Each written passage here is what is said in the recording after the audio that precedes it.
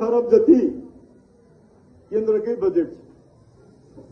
त्यो हामीले नै ल्यायो। केन्द्रमा हाम्रो साझेदारीको सरकार थियो, प्रदेशमा हाम्रो अब सरकार अहिले पनि छ, स्थानीय सरकारहरू अहिले पनि हाम्रा छन्।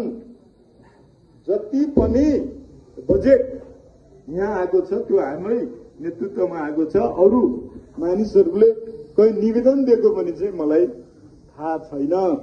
आइ पनि निवेदन बोक्दै जान्छौँ, हिँड्छौँ, उता मन्त्रालय विभाग सिभाग सबै दौडिरहेको छ र कहीँ कतै कानूनको विकासको लागि अरू मानिसहरूले चाहिँ निवेदन दिएको कुरा चाहिँ मलाई थाहा छैन र जति पनि कामहरू भएका छन् त्यो हाम्रै नेतृत्वमा भएको छ।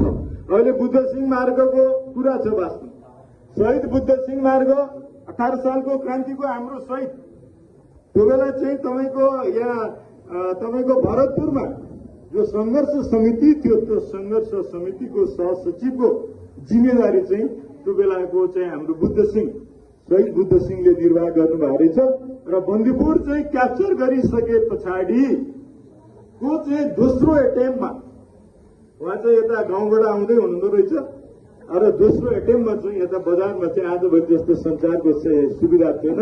त्यो बजारमा चाहिँ आउँदाखेरि चाहिँ उहाँहरूलाई चाहिँ त्यहाँ चाहिँ मारिएको अवस्था हो र उहाँकै स्मृतिमा हामीले बुद्ध सिंह मार्गको निर्माण गरेका हौं हाम्रै पार्टीको नेतृत्वमा। अब अहिले त्यहाँ पुल झलुङ्गे पुल त चुडिसकेका छ।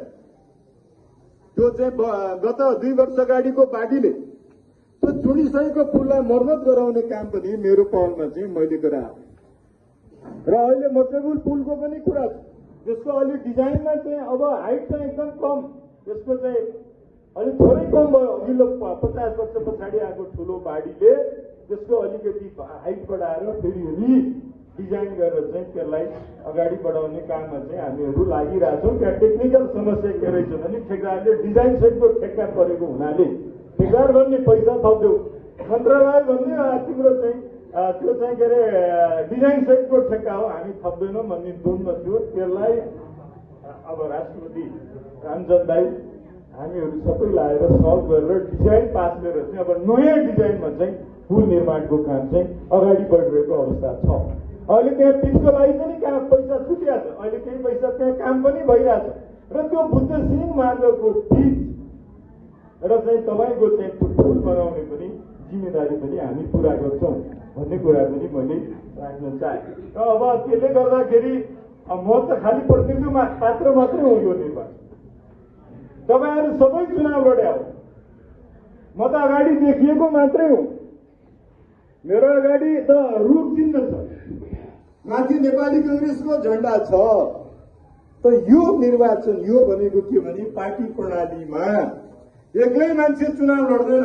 होल पार्टीको साथीहरू तलको साधारण सदस्यदेखि माथिको नेता सबैको चाहिँ प्रतिनिधिको रूपमा म तपाईँहरूको अगाडि उभिएको छु र यो निर्वाचनमा चाहिँ जिताउनका निमित्त म नै हो गोविन्द भट्टराईको प्रतिनिधि, म नै यो काम गर्छु, म नै यो कुराको सल्भ गर्छु, म नेपाली कांग्रेसलाई जिताउँछु भन्ने कुरा चाहिँ तपाईँहरूले चाहिँ राख्नु पर्यो भन्ने कुरा पनि मैले राख्न चाहे। त्यो जिम्मेवारीका साथ सबै साथीहरूले चाहिँ काम गर्नका निमित्त पनि म अनुरोध गर्न चाहन्छु। यसचोटि मैले पनि घुमे, मान्छेहरूले पछुताइरहेको अवस्था, म केही ठाउँमा गएँ। अब हिजो त एकदमै हामीले झुक्यौं, मतदान गर्यौं, अब हामी करेक्सन गर्छौँ। हिजोले हामी थाहा नपाएर मतदान गर्यौं, अब हामी करेक्सन गर्छौँ। किन भन्दा भन्ने र गर्ने कुरामा धेरै अन्तर छ। हाम्रो पार्टी हामीहरू जे काम गर्न सक्छौँ त्यो मात्रै भन्छौँ। अब मैले अहिले सबै मान्छेलाई चन्द्रमामा बस्ती बसाइदिन्छु तपाईँहरू भन्न पनि मिल्यो नि त, सपना त बाँड्न मिल्यो। चन्द्रमामा बस्ती बसाएर नेपालको एकदम जमिन लिएर त्यहाँ म सब तपाईँहरूलाई बस्ती बसाइदिन्छु नि भन्न मिल्छ। तर त्यस्तो कुराहरू चाहिँ हामी गर्दैनौँ। पहिला रकेट चाहिएला जानु पर्ला, अभ्यास गर्नु पर्ला, धेरै अप्ठ्यारो छ। त्यस्तो सपनाहरू चाहिँ हामी बुन्दैनौँ, बेच्दैनौँ। जे चाहिँ समस्या हामी सल्भ गर्न सक्छौँ त्यो काम चाहिँ हामी गर्छौँ र अहिलेसम्म हामीले जे जति बोल्यौँ त्यो सबै हामीले गर्यौँ। अब एउटा ठुलो हस्पिटल बनाउनु छ हाम्रो कमला मोहनजी अहिले भर्खरै हामीले सम्मान गर्यो। अब अहिले 50 बेड कतिको हस्पिटल छ, एउटा सुविधा सम्पन्न हस्पिटल वास्तवमा अत्यन्तै जरुरी यहाँ छ र त्यो हस्पिटलको कार्यभार पनि हामीले पूरा गर्नु छ, त्यो पनि हामी गर्छौँ। उहाँकै कार्यकालमा त्यो कुरा काम चाहिँ हामी पूरा गर्छौँ भन्ने कुरा पनि मैले राख्न चाहे। उतातिर भानुमा पनि त्यो कुरा आवश्यकता छ, छन् 2-3टा हस्पिटलहरू छन्, तिनलाई पनि अरू सुविधा सम्पन्न बनाउनु पर्ने छ। यतातिर स्वास्थ्य प्रसाद केन्द्र, अब यो देशकै सबभन्दा ठुलो हस्पिटल स्वास्थ्य प्रसादको चाहिँ यता चाहिँ बनिरहेको अवस्था छ र त्यसले गर्दाखेरि चाहिँ काम गर्ने, भनेको कुरा पूरा गर्ने, झुटो नबोल्ने पार्टी चाहिँ नेपाली कांग्रेस पार्टी हो। हेर्नुहोस्, म पनि चुनाव लडिसकेँ धेरैचोटि।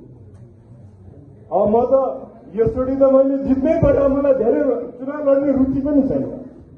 यसचोटि जित्नै पर्यो, यसचोटि हुनै पर्यो, कुनै हालतमा पनि जित्नु पर्यो यसचोटि। त्यसमा सबै साथीहरू चाहिँ एकताबद्ध भएर चाहिँ के अरे लाग्नुहोस्, हामी चुनाव जित्छौँ। राम्रो माहौल छ। अहिले बैकुण्ठजीले भन्नुभयो गएको निर्वाचनमा को कता मेलमिलाप भयो, के भयो, त्यो उहाँले चाहिँ व्याख्या गरिसक्नु भएको छ। म त्यतातिर चाहिँ जान चाहिन र तपाईँको चाहिँ